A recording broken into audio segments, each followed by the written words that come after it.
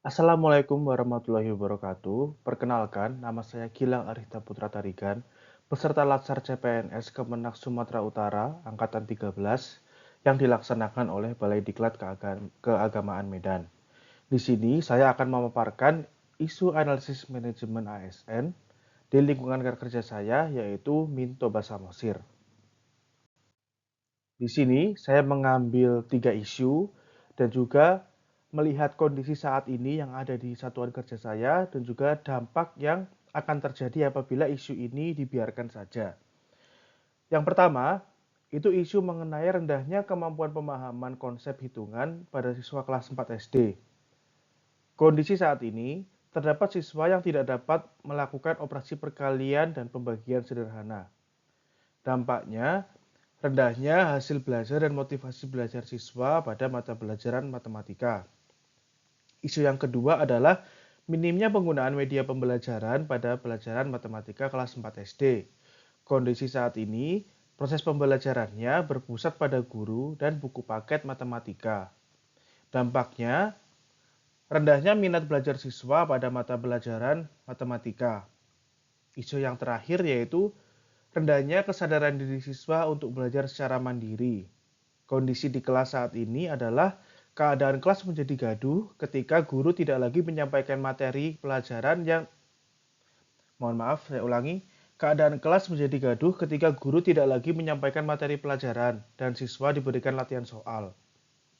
Kemudian dampaknya, suasana belajar menjadi tidak kondusif dan mengganggu kelas yang berada di sebelahnya. Hal ini dikarenakan pada kelas yang saya ampu itu dalam satu ruangan dibagi menjadi dua kelas. Untuk kelas 4 itu dia bersebelahan dengan kelas 3.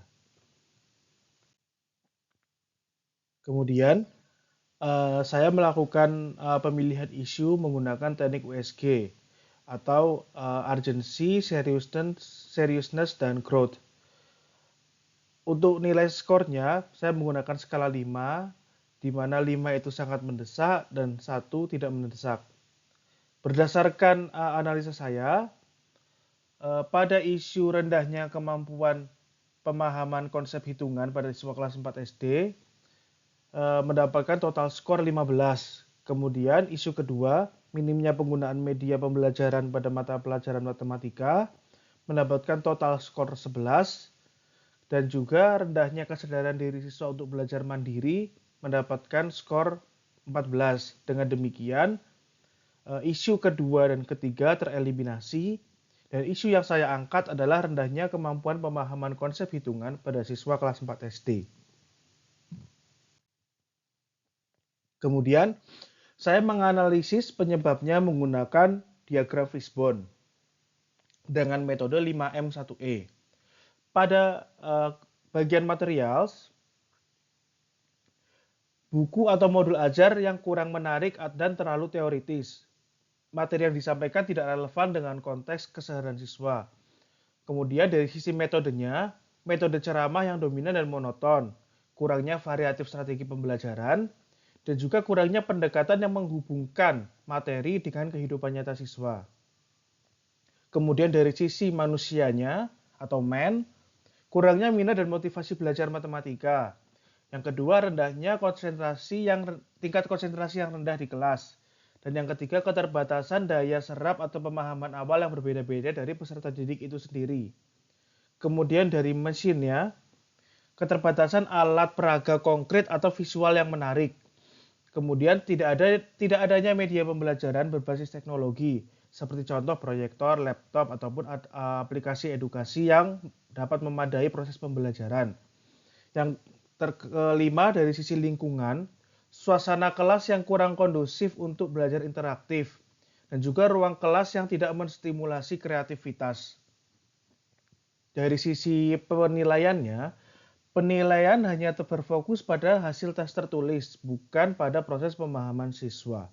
Nah, ini adalah akar masalah atau penyebab dari yang menggunakan analisis diagram Fishbone. Kemudian, gagasan kreatif yang saya rencanakan adalah membuat media pembelajaran sederhana berbasis desain kreatif Canva, agar peserta didik dapat lebih terlibat selama proses pembelajaran berlangsung. dan juga membuat video pembelajaran di YouTube sebagai sarana belajar mandiri ketika peserta didik itu berada di rumah. Hal ini dikarenakan ketika saya memulai kelas pada awal pertemuan, saya menanyakan kepada mereka, apakah mereka memiliki gadget ataupun suka mengakses gadget ketika berada di rumah. Dan mayoritas dari mereka memang memiliki akses ke gadget. Hanya saja bedanya ada yang gadget milik sendiri dan juga ada yang gadget milik orang tua. Saya memanfaatkan kondisi itu ketika mereka berada di rumah untuk membuat video edukatif terkait dengan pembelajaran matematika agar nantinya permainan gadget mereka dapat dialihkan menjadi permainan gadget yang lebih edukatif melalui konten yang saya buat. Sekian untuk penjelasan dari saya terkait dengan manajemen analisis isu manajemen ASN di lingkungan kerja. Terima kasih. Wassalamualaikum warahmatullahi wabarakatuh.